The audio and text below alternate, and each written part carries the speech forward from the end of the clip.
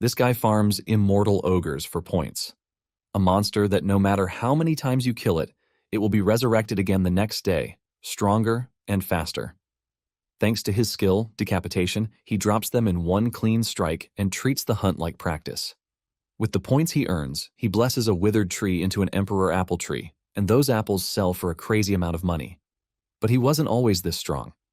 To understand the story better, let's go back to the very start. Earth was dying and lost every vitality it had to provide, and then a certain being revealed just what Earth needed. The Absolute being advised to dispatch to another world, and with this, dispatchers, who are now regarded as heroes, left the Earth for other worlds. From the other worlds, dispatchers are able to bring back new things that are essential for humanity's survival. Our MC, Chansu, is working a trash gardening job, but he wishes that he could become a dispatcher too. After the day's work, he heads to the dispatcher reunion center, where there is a bulk load of people trying to get information on their loved ones. He manages to get past all the other people who are there to reach the receptionist. The receptionist checks his log and realizes that Chansu doesn't have enough to pay for the investigation he is requesting. He tells him to come back when he finally has the required money. Chansu begs the man to at least give him some news, but he is pushed out of the way by the next customer. Chansu has no choice but to step away, and he walks back home decisively. Apparently, when he was little, his father was a top-ranked veteran, also known as a returnee. They were always together, but when Earth's condition got worse, he was dispatched again. And since then, he hasn't seen his father again. After waiting for so long, his mother also went in search of her husband, but in the end, Chansu found himself all alone. He has grown so much that the memories he has with them have started to fade. He can't even picture their faces clearly anymore. Suddenly, a bright golden light hits the outside of his apartment, leaving a massive wave that sends him flying into the wall. He passes out cold, and when he wakes up, it's been hours. An emergency news alert popped up on his phone, warning about the turbulence and flash caused by a returnee's re-entry. To make the situation worse, an S-rank returnee announces his retirement, shocking everyone. The S-rank dude talks about how he failed to protect the dispatchers who accompanied him. He also could not protect his god, and in the end, he returned alone, a failure.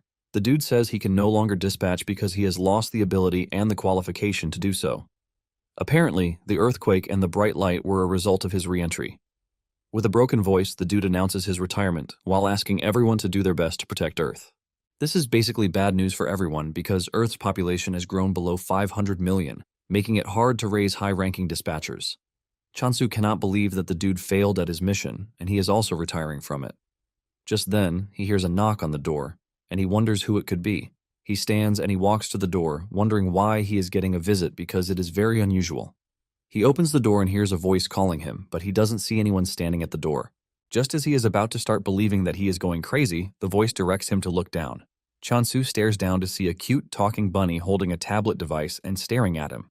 This scares Chansu so hard that he falls on his arse, but the rabbit simply continues with his business, asking him if he is Chansu. The rabbit then tells Chansu to calm his nerves because he brought wonderful news for him. The rabbit smiles, congratulating Chansu on becoming a dispatcher. Chansu is shocked to hear this, forcing him to ask the rabbit again if he knows what he is saying. The rabbit admits that Chansu is probably confused, but he assures him that it doesn't take away the fact that he has been chosen. Since Chansu is acting suspiciously, the rabbit suggests that they move to another location. As they walk through an unfamiliar hallway, the rabbit asks Chansu if he has any special skills, because most people have at least one. Chansu then replies that he is the highest in the Trash League, which is why he is not even qualified to be a dispatcher. However, he is pretty good at trimming trees or flowers. The rabbit is shocked to his bones when he hears this, and Chansu is also surprised that the dude approached him without knowing that he is worthless. The rabbit then calms himself down, saying there is always a reason for everything. He assures Chansu that he might be worthless, but it doesn't change the fact that he was chosen. Chansu is completely blown away because he never expected to find himself in the dispatch center, which means a chance has finally come for him. They arrive at a very large door, and the rabbit suggests that they go inside to continue their conversation. Before the rabbit could continue with what he was saying, Chansu had reached the door. He tries opening the giant door, but for obvious reasons, the door won't budge. This is when the rabbit disgustingly asks him what he is doing with the door. The rabbit says the entrance they are going to use is to his right. Chansu doesn't want to believe his eyes when he realizes that the rabbit is pointing to a very tiny door, which is a perfect size for the rabbit, not freaking humans. The rabbit says he has never had issues using the door, and Chansu is forced to remind him that he is a freaking rabbit. Believing that the rabbit is nuts, Chansu says he has to leave, and the rabbit asks him if he is sure he is making the right decision. The rabbit reminds him that he has failed every test that he has taken, but in the end, a rare opportunity has come knocking on his door. The rabbit asks him if he thinks an opportunity like this will ever come in his lifetime again. The rabbit tries to tell Chansu that he is not trying to coerce him because he is free to leave if that is what he really wants. After hearing this, Chansu has no choice but to crawl through the small passage to follow the rabbit to his bright, tidy office. This is shocking to Chansu because he was expecting a tiny office. The rabbit then tells him that there is a world that is suited just for him. Chansu is confused by this, asking if there is a different world that fits each person.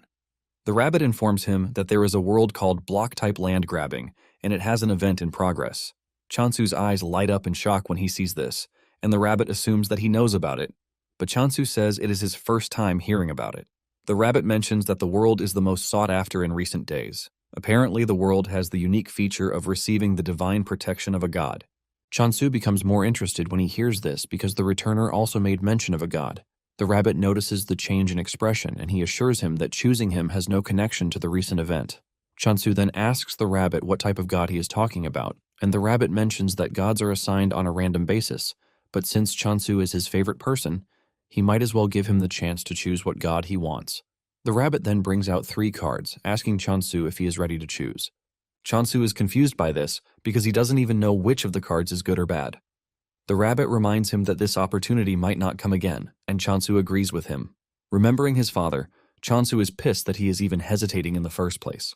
Chansu then chooses his card, and a visual representation of the god appears right in front of him, shocking him. This scares the living daylight out of him, and when he stares at the card that he chose, he realizes that it is the god of negation, with a 44% rate. The rabbit urges him not to be a coward because everything he just saw is nothing but a dramatic effect.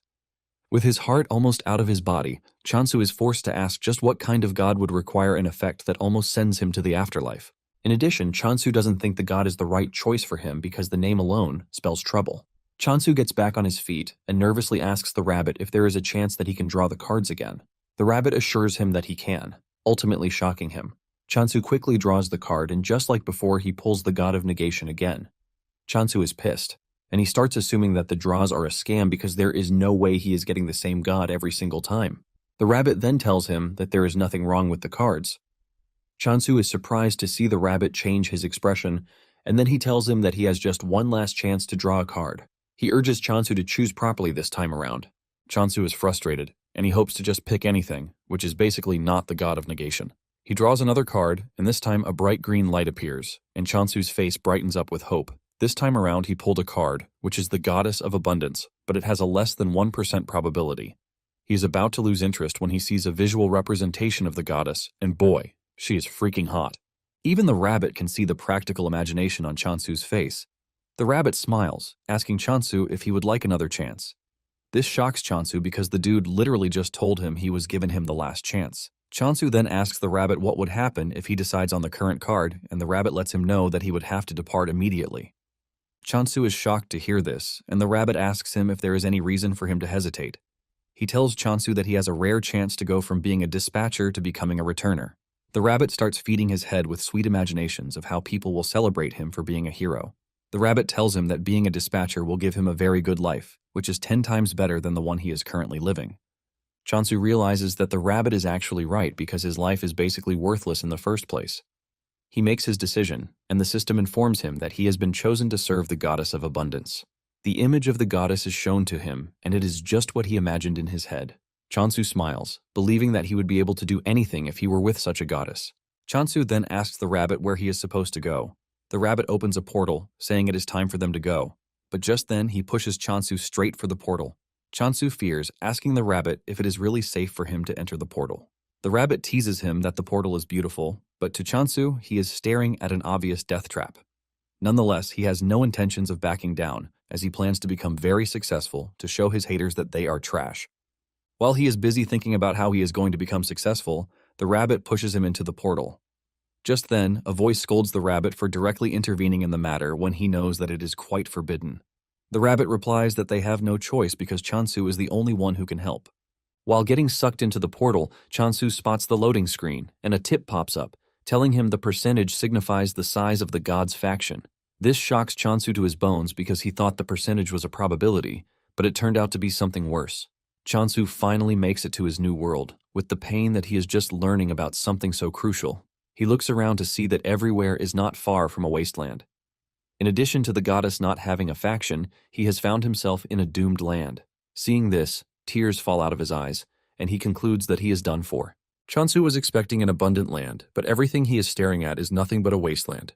The system window pops up again, welcoming Chansu to the world of digging. It tells Chansu that he is the apostle of the goddess, and he is required to secure as many land rights as possible through digging. Before he starts doing anything, he thinks of looking around first. He figures out that he needs to find the goddess, and he suddenly runs into an old, shabby sickle. He wonders if someone used it and then threw it away.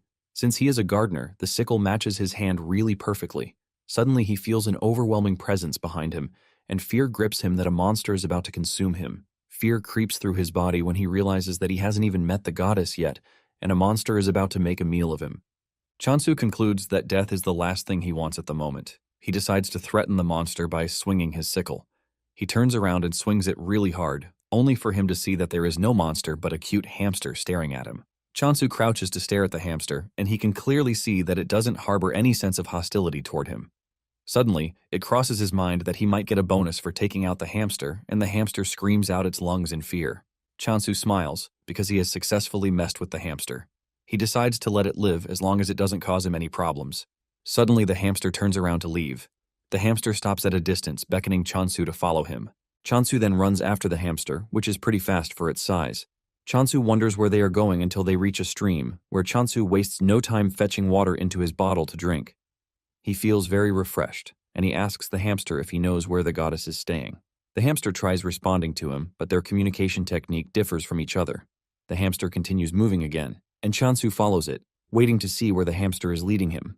Moments later, they arrive at a huge tree that has dried up like the trees on Earth. Chansu steps on a whittled ginseng, shocking him. He wonders what a ginseng is doing in such a shabby place, but the hamster suddenly grabs the ginseng away from Chansu. Chansu is confused as he believes that the ginseng is for the hamster. Just then, the notification comes on, telling Chansu that he has discovered the goddess. Chansu believes that the system is glitching because he has not seen the goddess anywhere around. Chansu is rambling about this when the hamster grabs his leg, and he assumes that the hamster is messing with him. He grabs the hamster, telling it that he is busy and not ready to play. However, the hamster's expression tells Chansu something important that he has been missing. In the most unexpected surprise, the wilted ginseng is the freaking goddess. Chansu doesn't want to believe this, because the goddess he saw was pretty bountiful, and there is no way she has shriveled into an ugly ginseng root. Since he is not ready to believe his eyes, the hamster brings out a magnifying glass for him to look through, and this is when he finally accepts reality. He holds his head in pain because the land grabbing and the percentage that he saw was nothing but a foreshadowing of his future situation. Chansu remembers that the numbers were going up when he was drawing the cards, and this basically means the god's influence was growing then. Chansu cannot believe that the god of negation was actually a good card, and it was hard to believe since it was coming up pretty often. Chansu wonders if the goddess shriveled away because her influence went down completely. Chansu stares at the goddess, wondering why she is not waking up. He starts to fear that he has completely killed the goddess when he steps on her, but the hamster just stares at him like some really dumb dude. It then dawns on Chansu that he might get the goddess to wake up if he gives her some water. He pours water on her, and surprisingly, a bright green effect emerges from the ginseng's body. This tells Chansu that the water is working, and he proceeds to give her some more water. He drowns the goddess in water, ultimately restoring the goddess's sense. The goddess almost drowns in the water, and she starts wishing Chansu would stop before it is too late. The goddess finally comes to life, and Chansu celebrates his aggressive CPR skills. The hamster is also glad that its master is back to life. Just then, Chansu bows to the goddess, offering his greetings and telling her that he is her apostle. The goddess manages to sit up to look at her apostle. Chansu is totally confused about what to do until the Windows notification pops up, telling him that he can become stronger by using his skills. Chansu is surprised because he didn't know that there were skills readily available for him. He sees one of the skills, which is the goddess's blessing, and even though there is no description of what the skill does, Chansu assumes that it is for making crops beautiful. Just then, he applies it, and he realizes that the blessing is called decapitation. This shocks Chansu, since decapitation basically means cutting off a head. He doesn't want to imagine himself cutting heads around just to live an abundant life. However, he concludes that there is no way the goddess of abundance would grant him such a violent skill. Chansu turns to the goddess to ask her if he is truly meant to cut somebody's head off, and the goddess's reaction just confuses him. He then concludes that there is nothing else but to decapitate someone. Chansu starts thinking about the several things that this might entail. And then it suddenly dawns on him that the hamster might be ripe for decapitation. The hamster is busy celebrating the revival of the goddess, not knowing that Chansu is staring at him with the most evil eyes ever. The hamster turns around to see Chansu fully armed and ready to turn it into 2 pieces. Just before the sickle can hit, the hamster makes a run for it. Chansu continues his chase, and realizing that there is no way out, the hamster hides behind the goddess. Chansu calmly tells the hamster that he is not happy with what he is about to do, but it is all for the goddess's sake. Suddenly, the hamster and the goddess start to panic, and when Chansu turns around, he sees a terrifying creature standing behind him. Chansu also notices that the hamster has jumped in front of the goddess, and this is when it dawns on him that the hamster wasn't a monster after all. Chansu admits his mistake and figures out that he has to make amends for his mistake by defeating the real monster standing in front of him. However, the question of whether he can do it remains a thing. Nonetheless, Chansu is a brave dude, and he charges at the monster with the sickle in hand, and thanks to the decapitation skill, he can see exactly where he needs to cut. He activates the decapitate skill, and he leaps at the monster, swinging the sickle so hard that it takes down the monster in one strike. The hamster and the goddess are left in shock when they see this. Chansu casually returns to the goddess like he didn't just do something pretty crazy. Chansu then bows to the hamster for mistaking him for a monster and almost sending him 6 feet underground. He asks the hamster to forgive him, and the hamster smiles before giving Chansu a thumbs up to let him know that he is not holding grudges against him. Chansu is happy to see this, and he gives the hamster a name, Hamstol. The name sounds so good to the hamster that it starts to blush hard from it. Just then, the Windows notification pops up again, telling Chansu that the head of the monster will automatically be transported due to the skill's effect. This is when Chansu finally learns the name of the monster that he killed, which is the Immortal Ogre. Because he has defeated one ogre, a kill count also appears to show him that he can kill as many of them as he wants. Chansu is surprised that the monster is known as the Immortal Ogre when there is nothing really immortal about it. The system comes up with another notification, telling Chansu that the transported offering now belongs to the goddess. Chansu turns to look at the goddess, and he realizes that the goddess has become even fresher than before. It dawns on Chansu that if he continues working hard and terminating monsters, it will, in turn, help the goddess return to her best form. Motivated to see the goddess's hot body, Chansu runs off to find more monsters to kill. He soon runs into a horde of immortal ogres. He gets another tip that there are unidentified points that can only be used by the world system, which means that they cannot be traded between individuals. Chansu is surprised because he didn't know when he acquired the points. Nonetheless, it is a good thing for him, and he figures out that getting rid of the ogres is the next thing on his list. Chansu is glad that he can wield the decapitation skill because it makes killing the ogres easy for him. Chansu dashes toward the ogres, activating the decapitation skill, and he cuts them down with just one swing. Another tip pops on, telling him that he can acquire points by killing monsters. Chansu sees this as a go-ahead to kill as many monsters as he can because the system just gave him the go-ahead. Chansu has defeated 4 immortal ogres already, and he thinks of killing about 100 just for the feel of it. After defeating the first wave of monsters, Hamstol celebrates on Chansu's shoulder as if he were the one who defeated the monsters. Chansu then asks why the monster is called an immortal ogre when they die too easily for something that should be eternal. Since no one can answer his question yet, he figures out that he will get the answer to his question if he continues defeating the monsters. Chansu returns to the tree to find the goddess looking even more beautiful than before. Chansu smiles because the effect is coming in faster than he even thought. He is excited to see the goddess return to her original form. The goddess then points to the huge tree, leaving Chansu confused about what he is supposed to do. It then dawns on him that the goddess is asking to be lifted into the tree. Chansu helps the goddess up, but the goddess beckons to him. The system then tells him that he can use the Blessing of Abundance, but every skill consumes points. Chansu touches the tree and activates the Blessing of Abundance. He pours all of his skill points into it, and with the help of the skill, he makes the tree bountiful again. By the time he is done, he is surprised to see that the tree is an apple tree, and there are apples hanging everywhere. He plucks one of the apples that looks really giant. Even though he has not seen an apple before, something tells him that it shouldn't be that big. Even though he is tempted to munch on the apple, he decides to offer the first harvest to the goddess. The goddess accepts the fruit, and to his shock, the goddess absorbs the apple in seconds. This leaves Chansu questioning the possibility of what he just witnessed. He realizes that the goddess is quite powerful and figures out that getting on the goddess's bad side is not a good thing for him. Chansu leaps onto the tree to fetch a bunch of apples so that he and Hamstol can both eat. Chansu figures out that he has to be pretty strong because the goddess he serves is not one to joke around with. Chansu munches on the apple, and he is surprised at just how delicious it is. While he is quietly enjoying his apple breakfast, The goddess, on the other hand, is wondering how Chansu is able to defeat several monsters in a single day. In addition to this, he was able to bring such a giant tree to life in just a day. A cold feeling runs through the goddess's body as she starts to wonder where such a monstrous boy like Chansu emerged from. Taking a deep dive into Abundance's backstory, she was in charge of food, and she was a force to reckon with because of the high-quality agricultural products that she offers. However, when the god of corruption started absorbing other factions, Abundance had no choice but to run away because corruption's power was getting too massive. To survive, Abundance abandoned her trade and resorted to hunting monsters, but her forces were unfit for combat. Because of this, they could not win a single battle, and as a last resort they modified their skill to make something else. However, this didn't guarantee Abundance's survival. Basically, the decapitating skill that Chansu thinks is for cutting off monsters' heads is actually a skill to help Abundance's subordinates bring back the heads of dead animals or monsters. Because her subordinates were bad at combat, they could only do their best. Just by staring at Chansu, the goddess is crippled with fear because he is completely different from what she envisioned. She wonders why Chansu chose her, but nonetheless she comes to the conclusion that Chansu now belongs to her. Chansu is trying to get another apple fruit when the goddess clings to his leg, and this scares Chansu, who believes that the goddess is trying to absorb him. But the goddess is only trying to hug him to thank him for everything so far. Later on, the goddess falls asleep, and Chansu lays her on the altar to sleep, but a loud thunder strikes out of nowhere. Chansu fears that this will wake the goddess, but to his surprise, the goddess remains fast asleep. Just then, Chansu realizes that apples alone won't sustain him. And at that moment, the system informs him that the delivery event is now in progress. Chansu is surprised to see that something like this exists.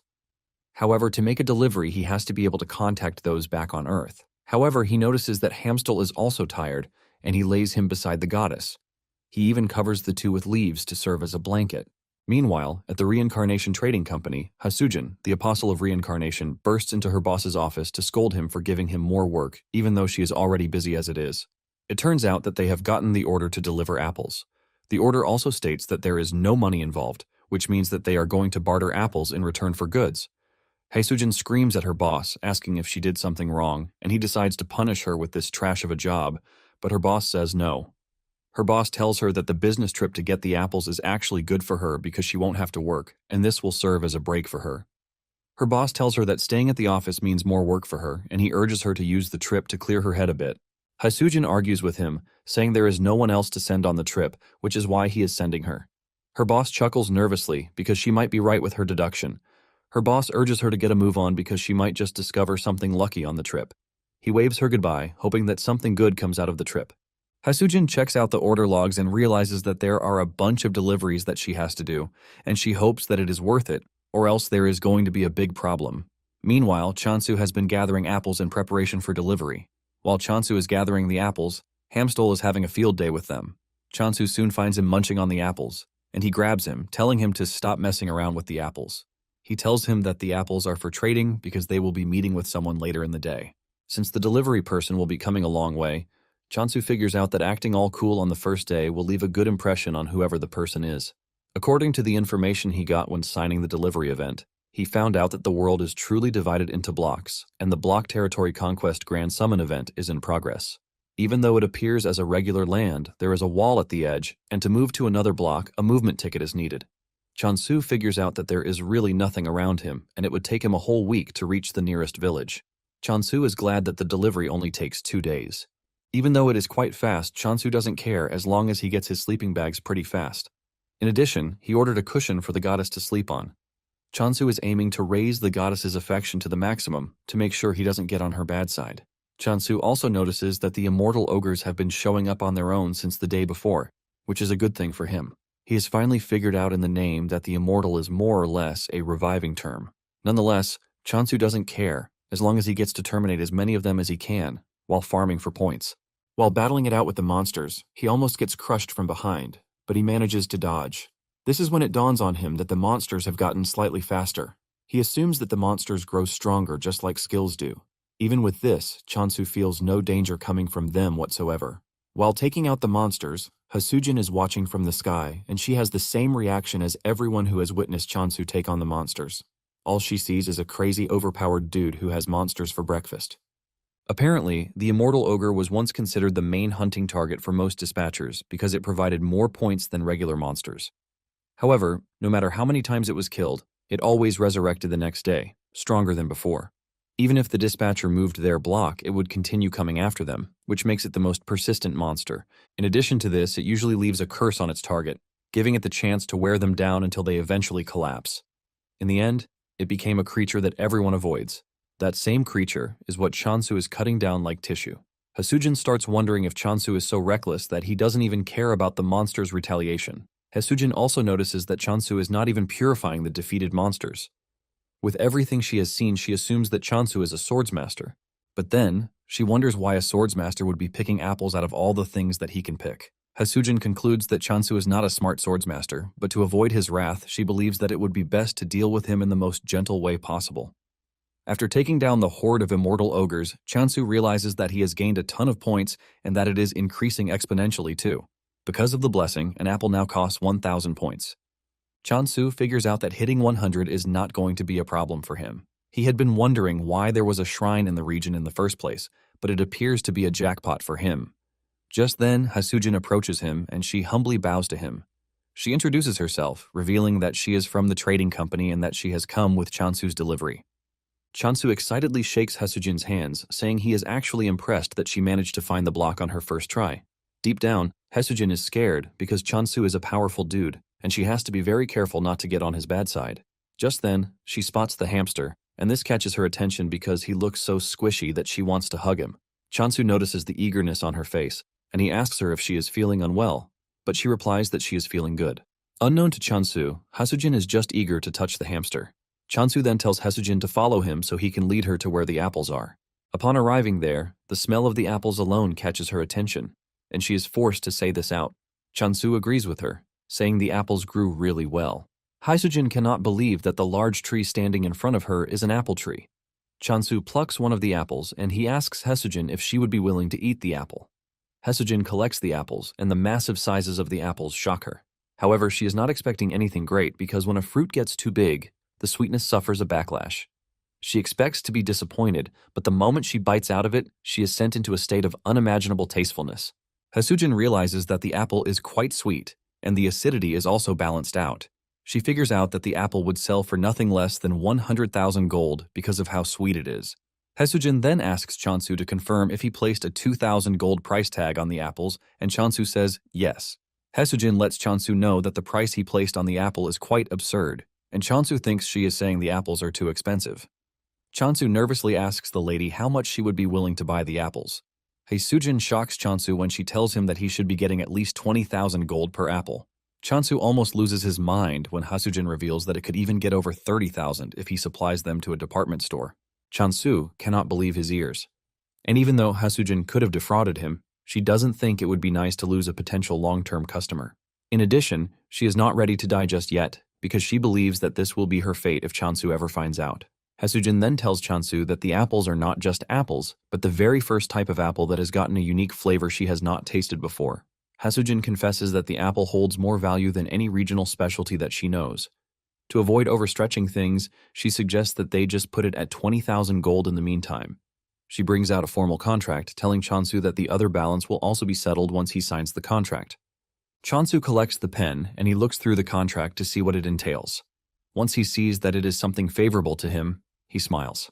However, he suggests that they adjust a particular section of the contract. Hasujin is surprised when she realizes that the company's share percentage has gone up.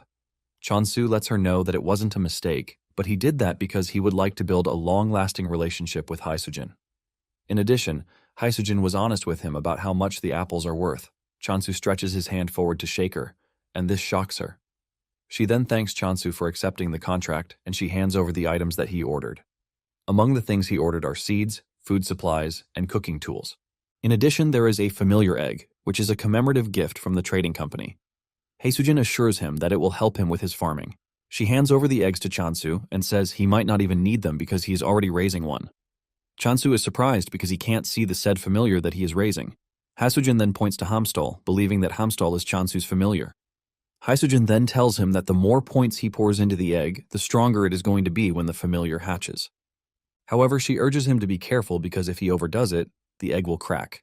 leading to an automatic failure. She adds that Chansu should stop once the egg starts to tremble. After the instructions, Chansu tells Haesujin that he might just have to try it to get the perfect feel for it. Haesujin asks about the expected harvest and schedule for the apples, and Chansu says one day should be enough. This shocks Haesujin because they are going to be getting daily supplies of apples. After their brief, long, boring conversation, they work out the schedule, the numbers, and the visit dates. After everything has been sorted out, they conclude the first part of their deal. After Haesujin is gone, Chansu walks up to the goddess to thank her for staying hidden when Haesujin was around. Chansu looked at the several supplies that he got and couldn't believe that the sales of apples were lucrative. Nonetheless, he knows that he owes it all to the goddess. Just then, he spots the goddess hugging the eggs, and he realizes that he might have to hatch the eggs sooner. However, he is going to need more points if he is going to do this. To do this, he figures out that killing more monsters is the way forward.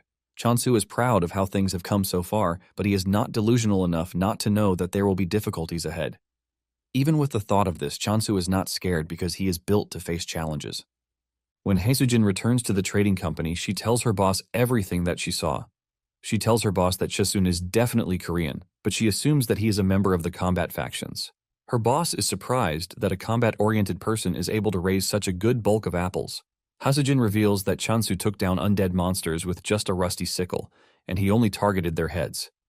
Haesujin's boss believes that the dude might be aiming to become a swordsmaster by putting himself in a tough situation, just like a dude Rohan did. Haesujin's boss then says it would be advisable for them to keep Chansu hidden rather than assign guards to his position, and Haesujin agrees with this. While saying this, the dude doesn't stop munching on the sliced apples in front of him until Haesujin grabs his hand, reminding him that they are supposed to eat them together.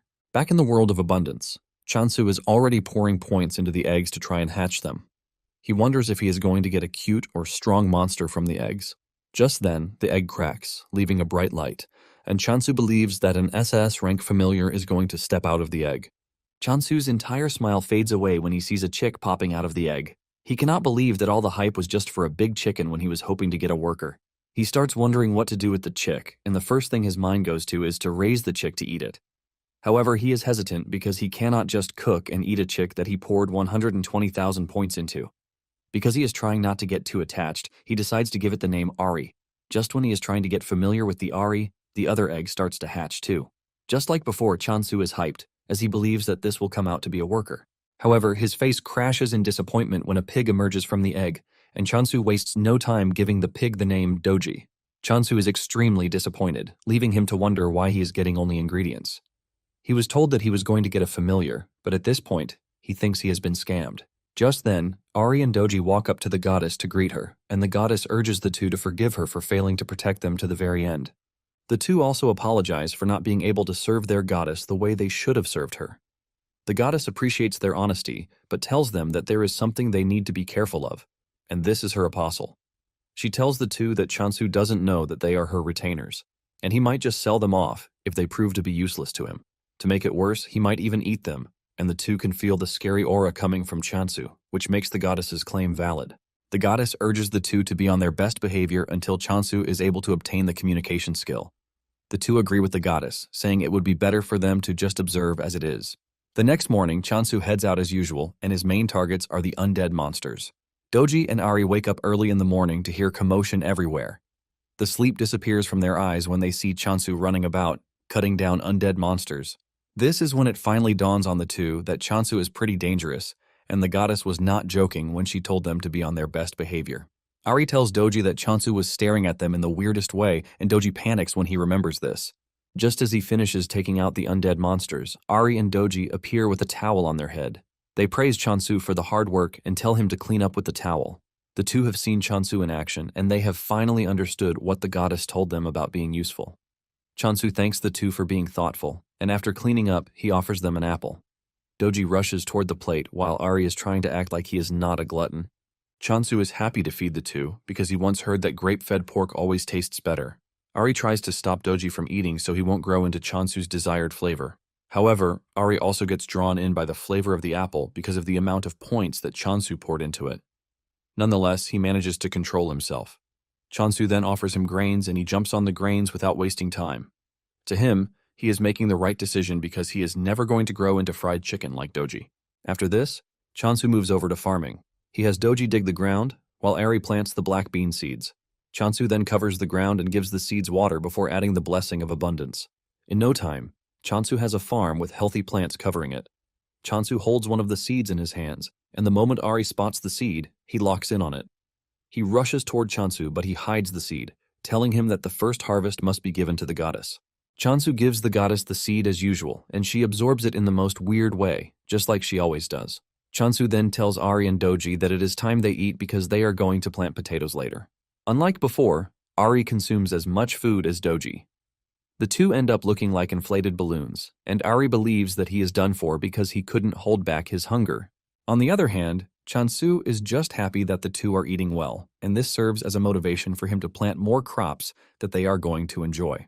Just then, his mind crosses the apples, and he hopes that they are selling well on the market. At the store, Hasujin's boss notices that the apples are the only items left for sale. A lot of people have gathered, but none of them are ready to buy, which is expected.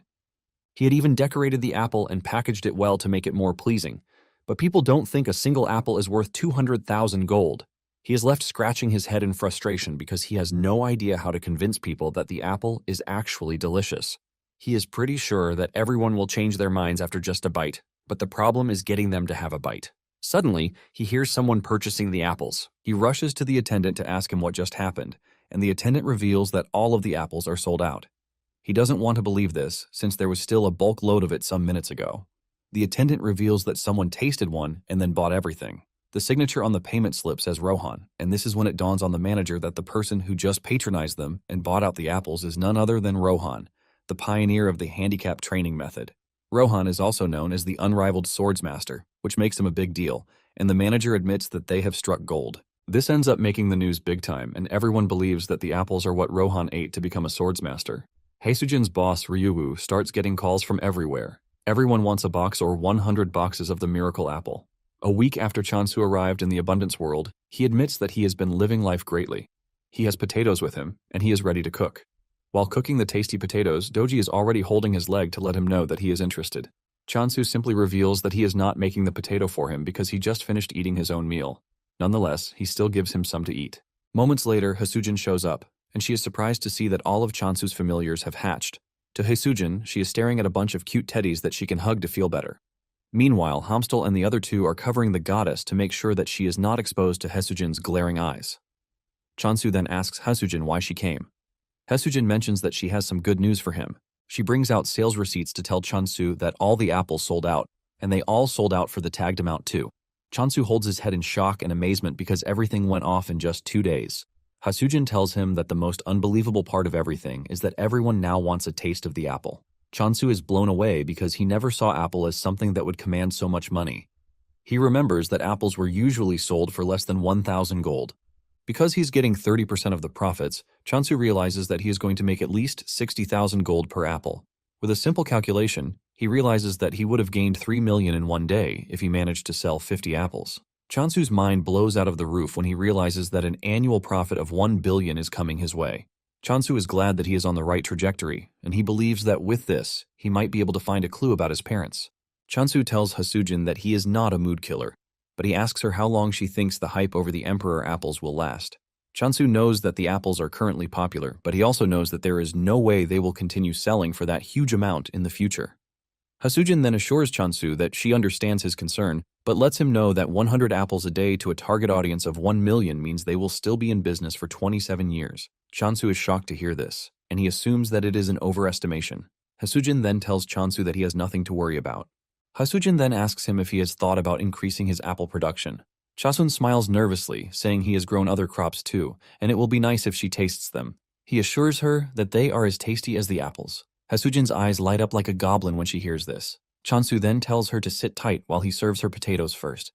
Haesujin takes a bite out of the potatoes and she melts in sheer joy at how sweet they are. She starts imagining all the good things that will come out of the potato if managed right. Just then, Chansu shows up with pancakes and fries. Haesujin shed tears as she consumed the food in front of her. She mentions that the potato fries can be considered a main dish instead of a side dish. Chansu then finishes the combo with roasted sweet potatoes. The moment he serves this, Doji and Ari go crazy, demanding that he give them too. Chansu then suggests that they all eat together. Chansu notices that Ari is looking skinny, and there is one explanation for this. It is basically because Doji has been stealing Ari's food, preventing him from eating properly. Hamstal jumps on the table to eat with Hasujin, and Chansu asks Hasujin for her thoughts on the potatoes because he plans on selling them too. Hasujin thanks Chansu for the delicious meal, and then asks if there is a way he can grow the crops and also increase apple production. Chansu replies that it would be difficult, since he is going to need more points. At the same time, Chansu doesn't think it would be wise for him to use all of his points on farming. Hasujin lets Chansu know that his efforts are appreciated, but she urges him to focus more on apples. Hasujin mentions that all of the apostles are Korean, and the culture of the world is built on this. Hasujin says the food is amazing, but lets Chansu know that it is hard to charge a premium price for crops alone. Hasujin says the crops won't be as profitable as apples even if people start to demand them. Hasujin goes on her knees, begging Chansu to consider apple production as his primary assignment. Realizing that there is no changing her mind, Chansu asks her if 100 apples a day will be enough, and her eyes light up when she hears this. She thanks Chansu for reconsidering and putting her suggestion into the books.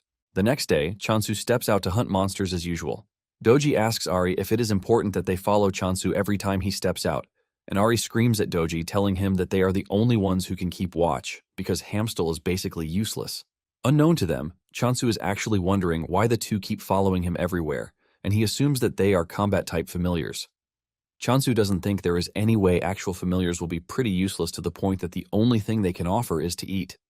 His conviction soon goes down the drain when he sees the two getting chased down by an undead monster. Chansu blames himself for thinking the two are worth the hype he was giving them in the first place. Just then, Doji trips, giving the undead monster the chance to close down on him. Chansu tries to reach him, but the distance is just too much for him. Chansu tries getting the monster's attention by screaming, but even this doesn't work. Chansu swings his sickle, but even this proves to be useless because the range is short. Suddenly, the monster dies, shocking Chansu because he knows that the sickle didn't reach the monster. Just then it dawns on him that the skill might have been upgraded, and the skill range has increased. Chansu tries it out by staying at a distance and swinging the sickle at the monsters. With just one strike, he takes out multiple targets and the window pops up, alerting him about the newly obtained range of the skill. In addition, he gets a new skill, mass decapitation, and this shocks Chansu, but he figures out that this would allow him to handle more monsters. Chansu goes on a rampage, cutting down several monsters, and this scares Ari and Doji. The two immediately run back to the goddess, who is shocked to see them back so soon. Ari tells the goddess that Chansu might have gotten stronger, but at the same time, obtaining the communication skill is also important. The goddess then urges her retainers to calm down because she never granted such a skill. Doji then tells the goddess that the name of the new skill is mass decapitation, and this name itself shocks the goddess. Fear crept through her body as she thought about this because it was her first time hearing it. Even the goddess has no idea what type of person Chansu is at this point. She assumes that he is a grim reaper sent from hell.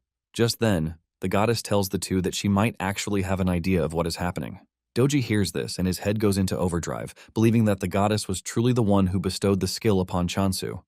Ari is forced to slap Doji for being so dumb, and he tells him to hear what the goddess has to say before coming up with his trash ideas.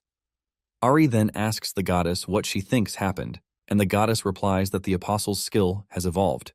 The goddess mentions that decapitation skill is a modified version of the harvesting skill. She reminds them that the evolved skill allowed the user to engage in a wide range of harvesting, just the same way that the goddess thinks Chansu's skill has evolved into mass decapitation. Ari is surprised to hear this, and he mentions that this was something first-year apostles only could do. The goddess agrees, saying this is exactly why Chansu is pretty scary. However, the goddess thinks he is a thankful dude, which makes things a bit better.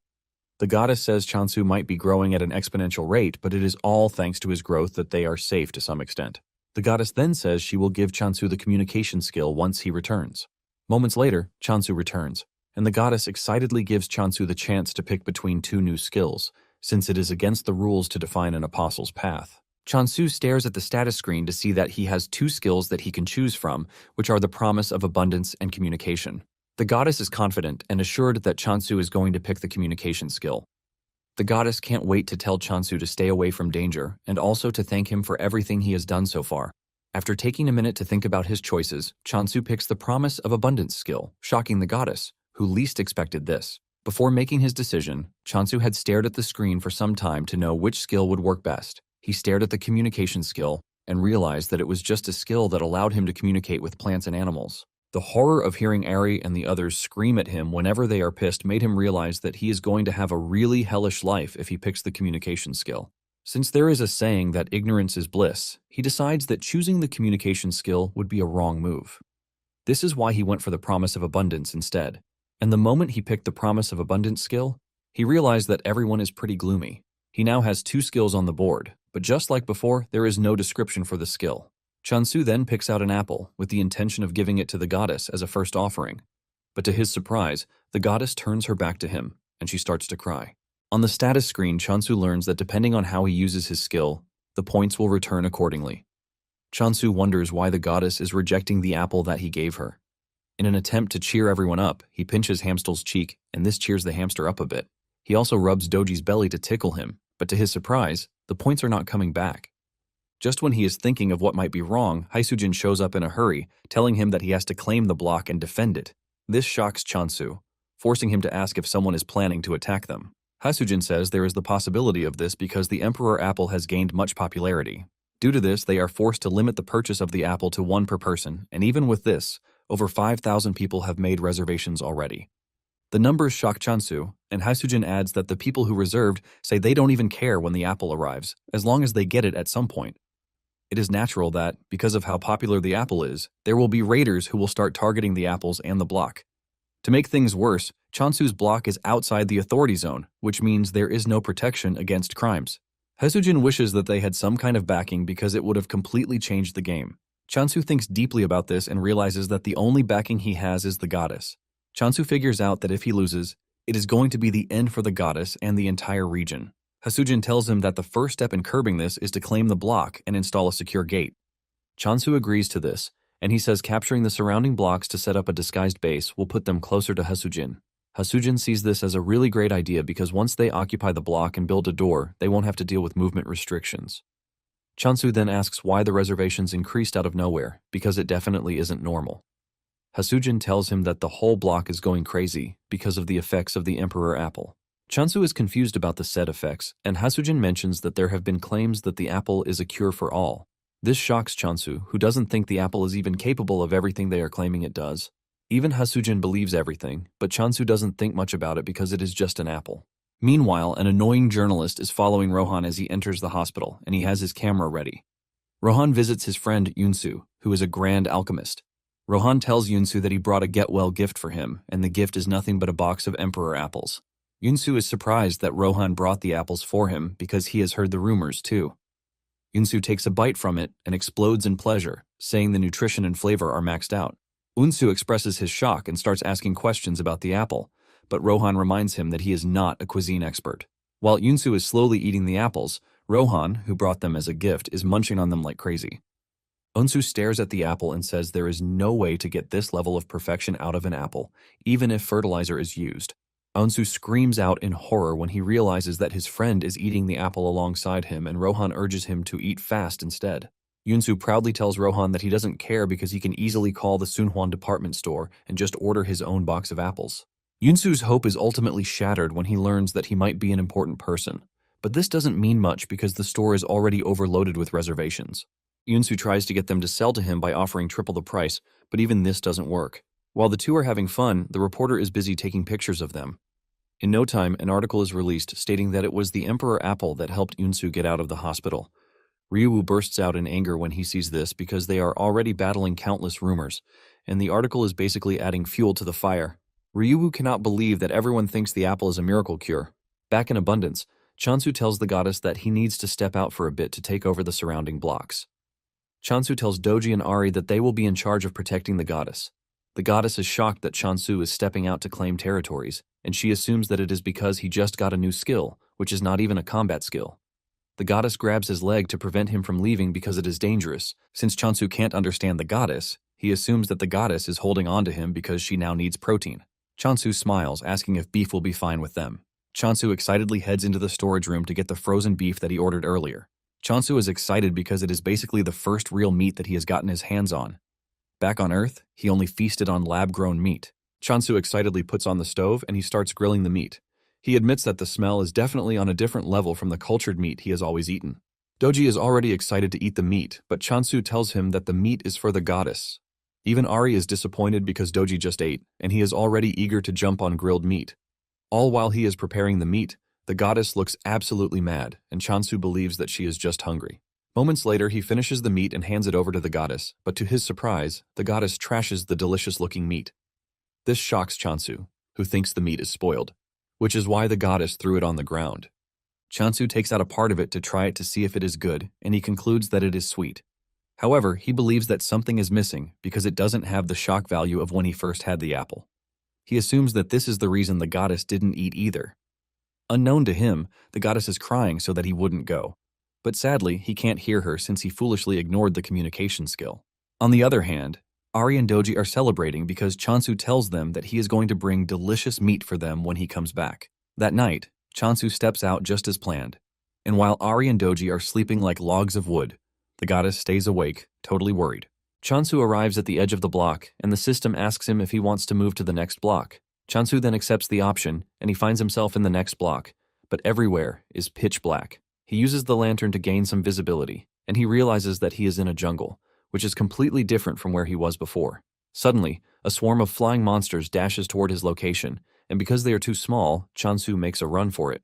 They are so small that he can't even target their necks, and he figures out that running back to where he came from is his best option. Suddenly, the undead monsters cross over from the other block. Chansu is shocked to see them, but before he can make a violent move, he realizes that the monsters are on his side.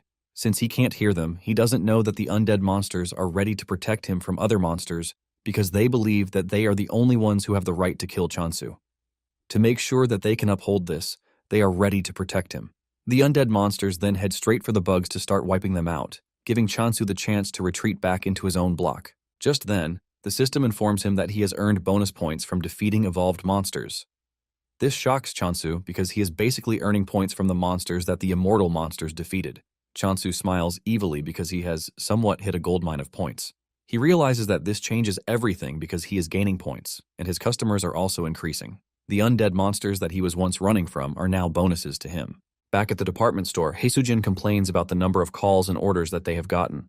Ryuhu confesses that they have been allowing the rumors to fly for so long, but he doesn't think they can allow it to spiral any further.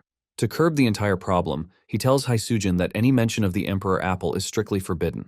He says there will be no more response to inquiries or interviews. He suggests that they greet all questions with silence and indifference. Haesujin thinks this might not be feasible because it is going to be total chaos. Ryuhu argues, saying they can't let out a word again even if they are threatened. Just as he mentions this, a sword appears on his neck, making his joke turn into reality.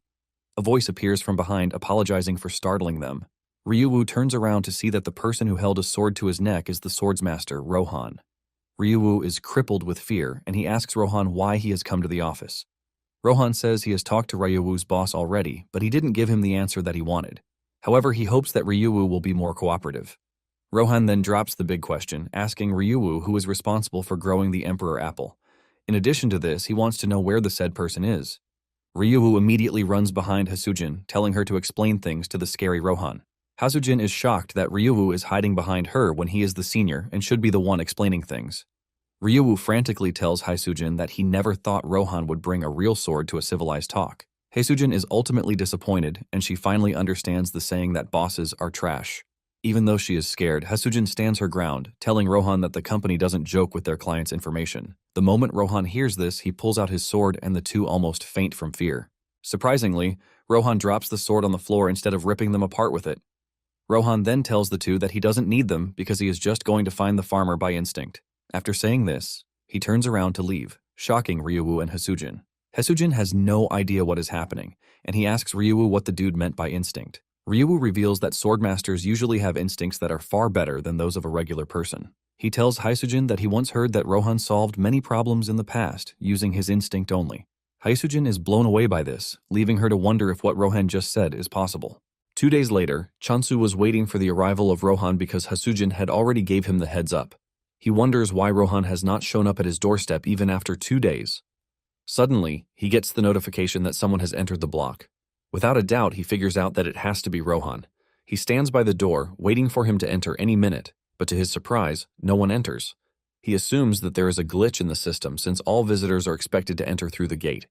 He checks through the system again, and he figures out that it is not a glitch.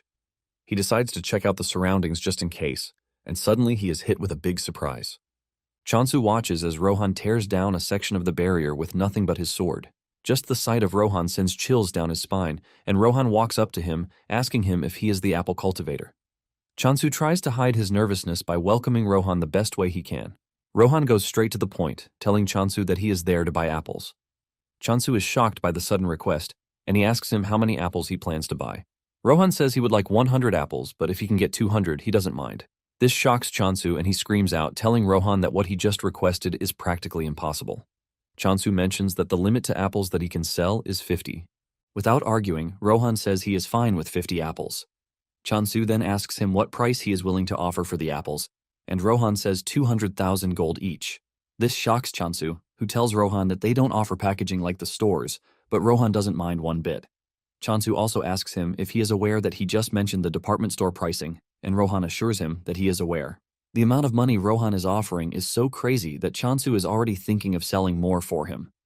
Chansu then takes Rohan to the apple tree, and Rohan is already salivating from the delicious apple he is about to eat. Chansu walks up to the tree, and he activates the Blessing of Abundance skill. Without delay, several apples pop out on the tree, and Chansu whips out his sickle, telling Rohan to give him a moment while he harvests the apples. However, Rohan tells him that there is no need for this. He brings out his sword, and in seconds he cuts down all the apples, leaving Chansu in a state of horror. He doesn't want to believe his eyes, and he just assumes that what just happened is nothing but a bug. After concluding the deal, Rohan sends Chansu the agreed-upon money, and he assures him that he will be visiting again next time. Just as Rohan is about to leave, Chansu stops him. Chansu figures out that Rohan might be a big help to him concerning the new block. Chansu then asks Rohan if he is interested in other crops because he just grew them, and he is pretty sure that Rohan is going to love it. With a straight face, Rohan asks him what kind of crops he is talking about, and Chansu says potatoes. He has not even finished saying this when Rohan says he is not interested. Chansu pushes further, saying he has sweet potatoes and beans, but Rohan's answer remains the same. After denying all of his requests, Rohan says he is going to leave. Realizing that Rohan is integral to his plan, Chansu makes a desperate move to tell Rohan that he is going to give him more apples than what they agreed upon. Chansu can sense that Rohan is not a bad person, even if he appears to be strange and wild. Chansu then tells Rohan that he needs to take over another block if he is going to continue with the steady supply of apples. To do this, he tells Rohan that he is going to need his help, and in return, he will pay him with apples. Chansu is wondering if his plan will work when Rohan walks up to him, telling him that he has agreed to the offer. Without wasting time, Rohan heads to the new block, with Chansu running after him just to keep up. Chansu is surprised that Rohan is heading to the block immediately, and he starts wondering just how strong the dude can be. Chansu notices that the ground is wet with a strange liquid, which is very different from his own block. Chansu is staring at his dirty shoes when a monster appears behind him. Before the monster can make a meal of him, Rohan drags him off, telling him to stay behind him because hanging around is dangerous. Chansu cannot believe that Rohan is using the word dangerous when he is the one who is the dangerous one. Chansu is surprised that he almost got eaten by a monster disguised as a plant. Chansu then tells Rohan that he doesn't need to do too much, since he will be the one managing the block in the end. Chansu wants to get rid of the monsters by himself. He activates decapitation, and he starts cutting down the monsters like they are nothing. After he is done, he activates the Blessing of Abundance. Meanwhile, Hasujin has entered the block, and she is moving around when she hears Chansu call her name. She looks down to check on Chansu with a bright smile on his face, but the smile disappears when he sees Rohan with Chansu, working on a plant. Hasujin rushes down to ask Chansu what is happening, and Chansu says that since he is planning on taking on the surrounding blocks, he decided to plant his foot in the area. Hasujin screams at him that she doesn't care about what he is doing, but she is more interested in why Rohan is with him. Chansu then explains his current predicament to her. Apparently, when they first arrived on the land, Rohan tells Chansu that he would like to taste the apples grown on the new land. Chansu nervously tells Rohan that there is no land there because it is all filled with puddles. The moment Rohan hears this, he whips out his sword and swings it really hard to clear a large portion of the land. He clears the grass, turning it into a space where Chansu can plant seeds. Chansu is gripped with shock when he sees this, and he wastes no time planting the seed. He then casts the Blessing of Abundance on it, and this is what they were doing when Hasujin showed up. The seed that Chansu just planted has grown into a big apple tree with bright leaves. Hasujin is surprised, but she mentions that the apple smells really weird, and Chansu agrees with her. He says this is because of the environment. Apparently, the apples have double the aroma and flavor, and depending on the point of infusion, the taste changes. Chansu then confesses that he is still experimenting with it. Chansu plucks one of the apples and hands it over to Hasujin, asking her if she is willing to have a taste, but the girl refuses, saying she will pass. Haesujin then spots the plant monsters on the ground, and she calls them ostrich tails. Chansu is surprised because this is the first time he will hear of it. Basically, the monster takes a liking to an ostrich's habits, and it is said to be active only at night, which makes it extremely hard to catch. Haesujin checks out the monster, and she confesses that the conditions look really great. He takes some of its blood into a test tube and then asks Chansu if he was the one who hunted the ostrich tails.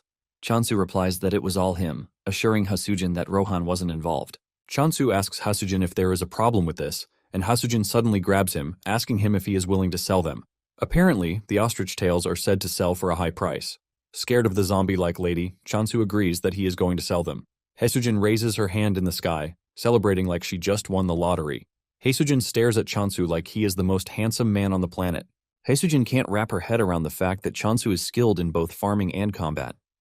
In addition to this, he even has a swordmaster by his side. Haesujin cannot hide the fact that meeting Chansu is a blessing to her. Haesujin is dreaming about several products that she might still get the opportunity to sell when Chansu calls her name. Haesujin is pissed that he ruined her imagination, and she asks him if he wants anything from her. Chansu reminds her that he ordered some things, and Haesujin looks into the bag to start bringing out all the things that Chansu ordered, like pest control plant seeds. There is also a building construction kit with her. In no time, Chansu builds a portable home for adventurers, and he also plants the pest-repelling seeds in the area. This leaves Haesujin shocked because she didn't know that Chansu has the ability to also grow plants in a short duration of time. Haesujin continues wondering just what kind of person Chansu is. Soon afterward, he purchases the new block, leaving the goddess and her retainer rejoicing like babies. Chansu is also happy because he has finally become a landowner. Apparently, a single block usually consists of 100 ownership units, and once all are acquired, the faction gains possession. Chansu is exceptionally happy because back on Earth, he could barely acquire a single room. In addition to this, purchasing the land comes with a bunch of new features, and the most important one is the block's trait assignment feature. Chansu gets a tip from the system, telling him that the traits assignable to a block depend on the apostle's god or the block's nature. Chansu is happy to hear this because the feature fits perfectly with the goddess's nature. The system asks him to choose a trait to assign to the block, and his options are growth and death. Since growth sounds better than death, he thinks of choosing growth. In addition, he believes that this will help with the goddess's growth too. Chansu applies the growth trait, but things don't look entirely different from what they look like. Chansu concludes that there is no notable difference because it is still on stage 1. He checks out the status window to see that the growth trait affects basically everything. Chansu is smiling until he realizes that there is an option for spawned monster growth there. Chansu almost faints from the fear creeping through his body when he sees this. This basically means the trait has its bad and good attributes. One of the bad attributes is that the undead monsters have partaken in it too. Even though they have grown, Chansu is relieved that they are still manageable. Chansu heads out as usual to take on monsters, and he easily takes them down as usual. He is glad because the undead monsters growing stronger also means more points for him. Suddenly, Rohan appears behind him, shocking him because he didn't even sense his presence. Chansu figures out that Rohan has come to see him because his apple is already finished. Rohan wonders what Chansu meant by already, and Chansu reminds him that it has not even been a week since he got the last batch. Chansu concludes that Rohan is just going to die from eating too many apples. Chansu then asks him how many apples he needs, and he replies that he wants 120, but if he can get more, he won't mind. Chansu then tells Rohan that he would have to adjust the flavor because of the change in environment. He says Rohan will taste one for free. Unknown to Chansu, the goddess and her retainers are gathered under the apple tree. He is shocked when he gets there to find them playing around. The group almost sinks into the ground when they spot Rohan, since he looks pretty dangerous. Suddenly, Rohan swings his sword, and Chansu believes that he is aiming for the group. He dives to protect them, but in the end, Rohan was just aiming for the apples. Chansu believes that Rohan has not sensed the presence of the goddess, since he called them familiars. Just then, Rohan says he can sense the growth trait on the block, and because of this, he would like to stay and train, but he assures Chansu that he is going to pay. Chansu becomes interested when he hears that Rohan is willing to pay, and he asks him how much he is offering. Rohan smiles while telling him the amount of money he is ready to throw out. This sends Chansu into a state of ecstasy, and he immediately shakes Rohan's hand, welcoming him as his esteemed customer. Rohan asks him if he thinks his request is possible, and Chansu says yes. However, he wants to know if the environment will not be torn in half, and Rohan assures him that it won't. Chansu also asks if things will suddenly explode out of nowhere, but Rohan assures him that he has nothing to worry about. Chansu then tells Rohan that he doesn't have the power to manufacture monsters, since he doesn't even have lots of points to spare. Rohan lets him know that he doesn't need his help to sort out monsters because all he needs is a space in the corner. Chansu is surprised to hear that this is all Rohan needs. Chansu has no issues with this, but he tells Rohan that there is something else he wants aside from money. Chansu lets out his heart, saying he would like Rohan to be his guard. Since the world they are living in is prone to being in danger every time, Chansu thinks it would be better for Rohan to protect. After all, Rohan is one of the best swordsmen out there. Rohan replies that he will consider Chansu's offer if he can enhance the growth effect.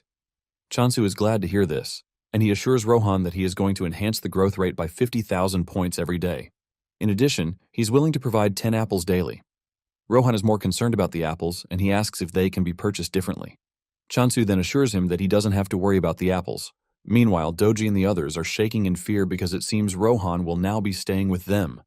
On the other hand, Chansu thinks the familiars will be happy because they have a swordsmaster protecting them. Chansu turns around to see a different reaction from the group. Rohan also sees this, but Chansu lies, saying the group is only shy because he is new.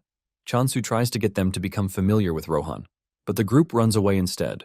Chansu cannot believe his eyes, but he moves past the embarrassing moment to tell Rohan his first request. Later on, the two are inspecting the other block when Rohan senses something behind the brushes. They walk over to check it out, only to find a cat lying there. Chansu is surprised because he wasn't expecting any other animals like Hamstall to be in the area. Because of how relaxed the cat looks, Chansu believes that it is not dangerous, and before Rohan can stop him, Chansu walks up to the cat to pet it. The cat wakes up to see an ugly face standing over it, and it jumps away like it just saw a ghost. The cat hisses at Chansu, which almost sends a chill feeling down his spine. The status window then informs Chansu that the cat is actually the Apostle of Negation, and it has declared war on his block. Chansu is shocked that the Apostle declared war on him just because he patted it a bit. With tears in his eyes, he asks Rohan if the cat is the Apostle of Negation because it has declared war on him. But Rohan believes that the dude is saying trash. Chansu suspects that the cat is mad because he was touched without permission. Chansu walks over to the cat to try to settle their differences while wondering why he has to fight a little cat. Just then, Rohan shocks him, telling him that he won't be fighting the cat. Rohan says the apostles he will be fighting will appear through the block's border very soon. Surprisingly, Rohan says they will be human. Chansu is shocked to hear this because it was easy for him to kill monsters, but humans are a different story. As if Rohan knows what he is thinking, he tells him that he is free to kill Negation. Rohan lets Chansu know that they have the option to resurrect at the temple. Chansu is shocked to hear this, and he asks Rohan if he is talking about a checkpoint, and Rohan says yes. Chansu considers this an unfair advantage because he and his group don't have the luxury of just getting a second chance if they mess up. Negation apostles, on the other hand, can act recklessly and not suffer the consequences that come with it. Chansu is hyped for the battle, since he is at a disadvantage, and he asks Rohan if he is going to help him with the battle ahead. Rohan replies that he is willing to help if he can. Just as predicted, a group of Negation-loyal monsters and human apostles appear in the block. One of them holds a megaphone in his hand, and he makes a loud announcement telling Chansu to show himself. At the alchemy headquarters, Hasujin has taken the ostrich tail sap for examination. She is thinking about just how impressive Chansu is. She believes that Chansu is strong the way he is with the help of an artifact. Apparently, an artifact is a divine item that is created for those close to a god. Sometimes it is formed from remnants of a dead god, which in turn grants the user the opportunity to use the god's power. After thinking this through, Hasujin doesn't think Chansu is using an artifact because they are hard to use unless they match the deity's nature. Hasujin is thinking about the future possibilities of things when Unsu rushes into the room. Hasujin is shocked and even more shocked when Unsu starts walking toward her. Unsu has the ostrich tail sap with him, and he screams at Unsu, asking him where he got the sap from. The question shocks Hasujin, but without a doubt, she knows that something crazy is about to happen again. Back at Chansu's block, the apostles urge him to step out before they get tired of searching for him. Unknown to them, Chansu and Rohan are hiding in the nearby bushes. Chansu wonders why the dudes are acting recklessly, and he asks Rohan if he thinks this is because they can resurrect even if they die. Rohan confirms this, saying they are probably acting that way due to the chances of getting resurrected.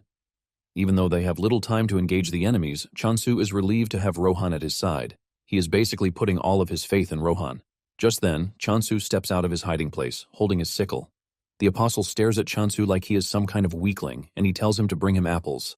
Another dude makes fun of Chansu, telling him that he is outnumbered and that he has no chance against them. However, the team starts getting nervous because they can't see Chansu do anything, which is pretty weird. After some minutes of silence, Chansu finally speaks out, telling the apostle that he is nothing but trash and that he is not worth worrying over. Chansu is confident that he has the swordsmaster backing him, and before the negation dudes will have to get the chance to do something crazy, Rohan would have dealt with them. The apostle is pissed by this, and he gives Chansu one more chance to surrender the Emperor apples. Chansu retorts, telling him to head to the department store if he really wants to eat apples. The apostle is overtaken with rage because of Chansu's big mouth, and he asks him if he can handle the consequences of his arrogance. Chansu further breaks the dude's ego by telling him to go ask his mother all the trash questions he is asking him. Chansu's words hit the dude at the spot where he wants, and he angrily tells his subordinates to kill Chansu. At the alchemy office, Unsu is pestering Hasujin about where she got the sap. Hasujin feels like telling him, but she mentions that customers' information is confidential. Unsu then tells her that he only asked because of the labor fee. Unsu comes clean, saying the ostrich tail sap that Hasujin brought has a higher purity percentage than the regular ones, which is always hard to maintain their purity level. Unsu brings out a contract sheet and hands it over to Hasujin, asking her if she can continue supplying them with the sap. Hasujin replies that she might have to ask the cultivator first, and Unsu suggests that they sign a provisional contract. Unsu is happy to hear this, and he lets Hasujin know that whoever is responsible for the sap will always be welcome to the alchemy department. Back to the standoff between Chansu and the negation apostles, the lead apostle notices that Chansu is pretty calm for someone who is outnumbered. He wonders why Chansu is so confident, and on the other hand, Chansu is thinking of how he is going to take down the skeletons approaching him. As the skeletons rush toward him, Chansu activates the mass decapitation skill, and he wipes out the entire skeleton team in one fell swoop. The apostle is surprised to see his subordinates flying in the air like they are feathers. Chansu piles on the misery by telling the apostle that his subordinates are quite weak. Chansu stands above the bones, asking the apostle if he is ready to surrender. However, the apostle is not about to lose to some derated farmer. The apostle brings out an orb, and using the orb, he summons a giant monster called Heracles. Heracles looks absolutely terrifying with a lion's head attached to his left shoulder. Instead of running off in fear, Chansu still finds a way to trash-talk the apostle, telling him that he is very bad at giving names. The apostle laughs at Chansu, telling him that he is about to regret his actions because Heracles is a weapon worth lots of money. The apostle then orders Heracles to go after Chansu. Heracles swings his giant punch, but he easily dodges it. Before Heracles can make another move, Chansu swings his sickle at him and sends him to the heavens in just one strike. Heracles crashes to the ground, shocking the apostle, who was already boasting of how strong Heracles is. The apostle cries in pain, saying Heracles is a monster he has been putting together for the past 10 years, and Chansu took it down, like it's nothing. The apostle then turns to his subordinate, Soye, a fourth-generation apostle, to scold her for not joining the fight. Soye reminds the dude that he was the one who confidently went after Chansu, and she doesn't see any reason why he should complain after getting whooped by a farmer. Soye tells the dude that she's willing to get her hands dirty, but she will be getting extra fees. After all, her role was to guide the way, and nothing else. Chansu is smiling and getting excited about the whole thing, until Soye turns her gaze at him, and her eyes turn red. This is when a tip comes in, telling Chansu that Soye uses the skill called Negation of Life, which places a curse on the target. The system doesn't sugarcoat how dangerous the skill is, and before Chansu knows it, he has fallen under Soye's skill. The annoying dude starts laughing when he realizes Chansu has fallen for Soye's trap. He tells Chansu that he is about to witness what happens when someone crosses the negation. Soye screams at the dude, telling him not to forget the real reason why they came in the first place. The dude quickly gets a move on to try and find the apple tree, but he promises to get revenge for his broken creation later. As he dashes through the woods, he can smell the apples in the air, and he figures out that it is just a matter of time before he gets there. Suddenly, he notices a faint movement behind him, but when he turns around, he sees no one. He is left in confusion as he doesn't know where the person is. Suddenly, Rohan appears above him, and thanks to Rohan being a popular swordmaster, the dude recognizes him. However, this doesn't do him much help as Rohan cuts him down. Meanwhile, Chansu suddenly opens his eyes to find himself back on Earth. The last thing he remembered was fighting the negation, but he had suddenly appeared somewhere else. He realizes that things appear to be totally different from what he knows. Just then, he hears his parents call his name from behind. He turns around to see that his parents are actually standing there, and his face lights up in joy as he rushes toward them. He jumps into their arms and hugs them tightly as tears roll down his face. Chansu cries out loudly, asking the two where they have been so far, and he begs them not to go anywhere again. Suddenly, his biggest fear starts to take place in front of him again. His parents push him aside and they walk away, as he screams, begging them not to leave. Chansu screams out in pain, but suddenly, Rohan pulls him out of the weird dream he is having. He tells him that he is suffering from Soye's trick, and what he saw wasn't real. Rohan had hit Soye on the arm while trying to rescue Chansu, and she couldn't believe that Rohan was in a place like this. Soye crashes to her knees, and Chansu angrily goes after her with his sickle, ready to punish her for making him cry. However, Rohan gets to Soye before him, and he cuts her down. Soye gets buried by the swampy water, and Rohan apologizes for butting in unnecessarily. However, Chansu is not pissed about this, but he is even thankful.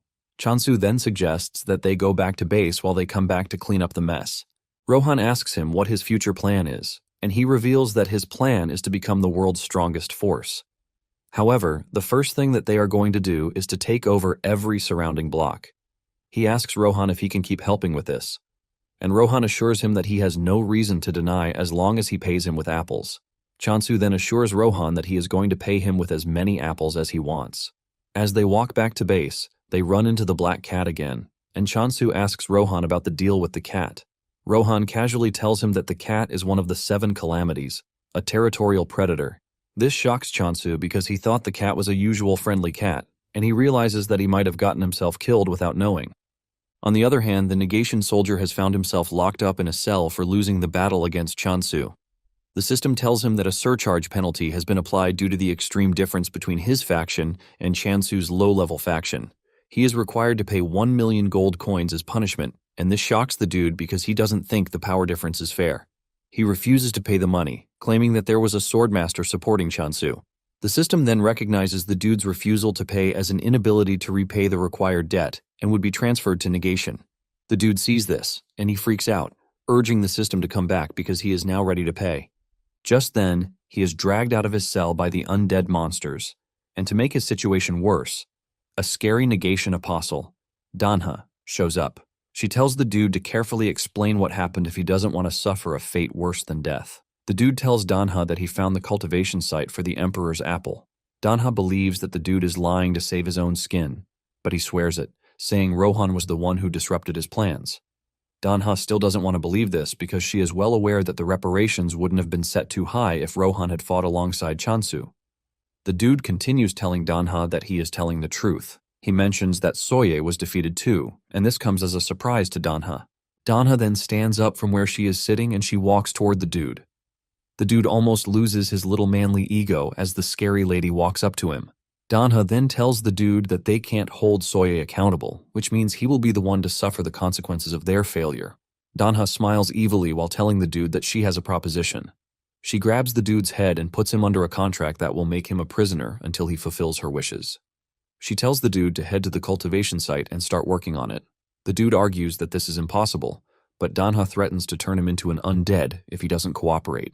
She lets him know that the only way he is getting out of this mess is to find a way to infiltrate the apple cultivation site. Well guys, that's the end of the video. If you like this video, comment next part in the comment section. Also subscribe to the channel, hit the bell, and like the video. Thank you for watching and see you next time again.